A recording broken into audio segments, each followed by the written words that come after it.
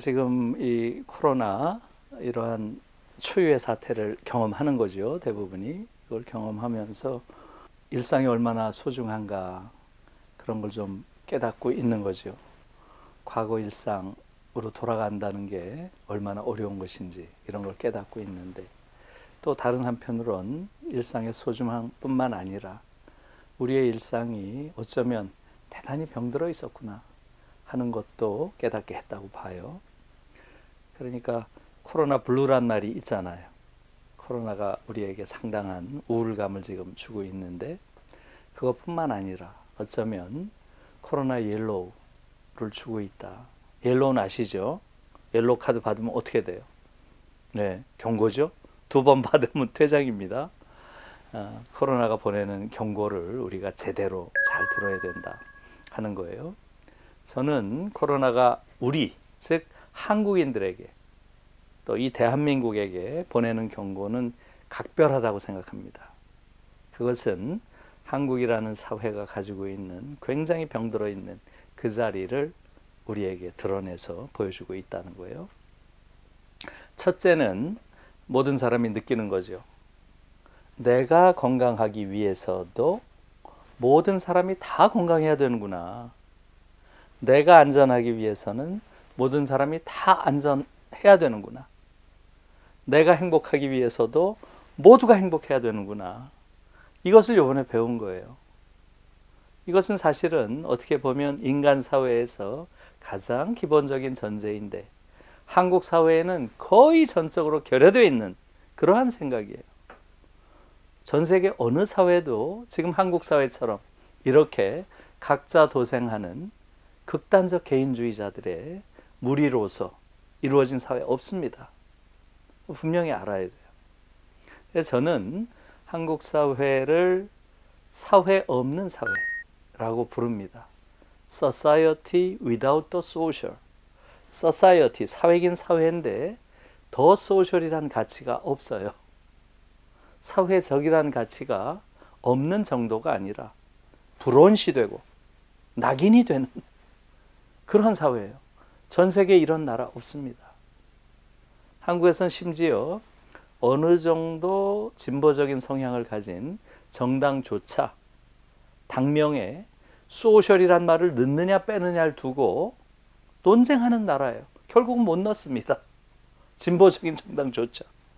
그 정도로 소셜이라는 가치를 두려워하는 곳이에요. 이건 전 세계에 이런 유례가 없습니다. 그 이유는 여러분들이 다 아시겠죠. 전 세계에서 유례가 없는 지금 분단 체제요, 냉전 체제 속에 70년을 살아왔기 때문에 이런 어처구니 없는 더 소셜의 가치가 완전히 결여된 그런 사회가 된 것이고요. 예. 아리스토텔레스 식으로 말하면 인간은 사회적 동물이라고 하지만 한국인은 사회적 동물이 아닙니다. 거기에 대한 성찰이 필요해요. 실제로 OECD에서 나오는 많은 지표들을 보면 정말 우리 입장에서는 너무나 가슴 아픈 지표가 많습니다. 한국인들이 가장 부족한 것이 바로 사회적 가치에 대한 감수성이에요. OECD 지표 중에 사회관계지수라는 게 있습니다. 한국 계속 꼴찌. 놀라운 얘기입니다. 그 관계지수 안에는 타인에 대한 신뢰도 지수 같은 것도 들어있어요. 그것은 압도적으로 꼴찌입니다. 타인을 믿질 않아요. 또 의존도 지표 같은 것도 있어요. 어려움이 처했을 때 내가 가서 믿고 의지할 수 있는 그런 사람이 있는가, 가장 낮습니다.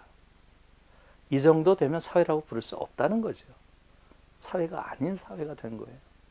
그러나 코로나가 우리에게 그러한 공동체는 지속될 수 없다라는 걸 확실하게 지금 보여주는 거죠.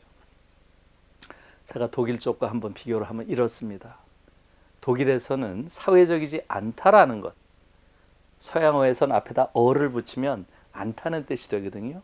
asocial, 독일말로 하면 asozial이란 말이 있어요. 사회적이지 않다라는 뜻이죠. 이 말이 독일어에서는 가장 험한 욕이에요. 어떤 사람한테 아유 당신은 참 아조찌알 하시네요 이러면 싸움 납니다. 가장 험한 욕이에요. 그 말은 미쳤다는 뜻이거나 인간이 아니란 뜻이에요. 한번 생각해 보세요. 한국에서는 사회적이라는 말이 낙인이 되고 독일에서는 사회적이지 않다란 말이 욕이 되는 사회예요. 그 정도로 다른 사회라는 거죠. 그래서 코로나가 특히 한국인들에게 준 그러한 경고는 대단히 중요한 겁니다. 다시 말하면 모든 사람이 다 건강하지 않고는 누구도 건강할 수 없다. 모든 사람이 다 함께 행복하지 않으면 누구도 행복할 수 없다. 즉 사회적 가치라는 걸 이제는 우리도 인식하고 그 가치에 맞춰서 우리의 삶을 재구성할 필요가 있다. 이것을 코로나가 우리에게 가르쳐 준 것이고요. 두 번째는 어떻게 보면 더 중요할 수도 있어요. 제가 사회 없는 사회라고 했죠. 두 번째는 어쩌면 뭐 같은 맥락이에요. Republic without the public. 이게 지금 한국 사회의 모습이에요. 우리가 한국 사회를 Republic of Korea, 이게 공식 우리 국호죠. 리퍼블릭이라는 게 공화국입니다. 우리 헌법 제1조에도 대한민국은 민주공화국이다 이렇게 돼 있죠. 그러나 한국은 공화가 없는 공화국이에요. 말하자면 공적인 가치가 없어요. 이번에 코로나가 우리가 얼마나 the public, 공적인 가치를 가지고 있지 못한 그러한 공화국인지를 이야기한 거예요. 공화국이란 말 자체가 레스publi카, 이 말 자체가 the public이란 뜻이에요. 공적인 가치를 중심으로 구성된 공동체란 의미죠. 그런데 한국 사회는 공적인 가치가 너무나 부족한 그런 곳이라는 거죠. 이번에 국민들이 코로나로 인해서 확실하게 알았습니다. 공공병상이라는 게 10%밖에 안 되는 나라예요. 전 세계에서 가장 적습니다. 심지어 모든 공적인 영역을 시장에 다 맡겨놓고 있는 자유시장 경제의 대표적인 나라 미국조차 공공병상이 20 내지 30%라는 거 아니에요. 거기 절반도 안 됩니다. 놀라운 거예요. 공공병원이 5%밖에 안 되는 나라예요. 95%가 민간병원이에요. 그래서 초기에 대구에서 그 많은 사람들이 치료도 받지 못하고 돌아가신 거예요. 공공병상이 없는 겁니다. 병상이 없는 게 아니에요. 민간 병상은 남아도는데 공공병상이 없는 거예요. 아, the public, 공적인 것이 이렇게 부재한 것이구나 라는 걸 우리가 배운 거죠. 지금 코로나에 대처하는 방법도 마찬가지입니다. 전혀 국가가 이 위기 상황 속에서 공적인 가치를 국가의 존재 이유로 삼질 않아요. 여러분, 지금 독일 같은 경우는 코로나가 딱 되자마자 정부에서 코로나 긴급 대응 예산을 편성했습니다. 그게 독일의 국가 예산의 30%를 편성을 했어요. 얼마인 줄 아세요? 1조 유로입니다. 1350조를 편성했어요. 코로나와 맞서기 위해서. 그걸 편성하기 위해서 국가 부채를 약 25% 부채를 졌습니다. 그 예산을 위해서. 다시 말하면 이 위기 상황이 되면 국가가 공적인 가치를 가지고 이 위기에 가장 적극적으로 대처해야 되는 게 바로 공화국의 기본 정신입니다. 그런데 한국은 어떻습니까? 부총리라고 하는 자가 나와가지고 빚을 안 졌다는 걸 자랑 삼고 있어요. 45% 부채를 지금 가지고 있다고 하는 것을 재정 건전성을 우리가 확보했다고 자랑하고 있어요.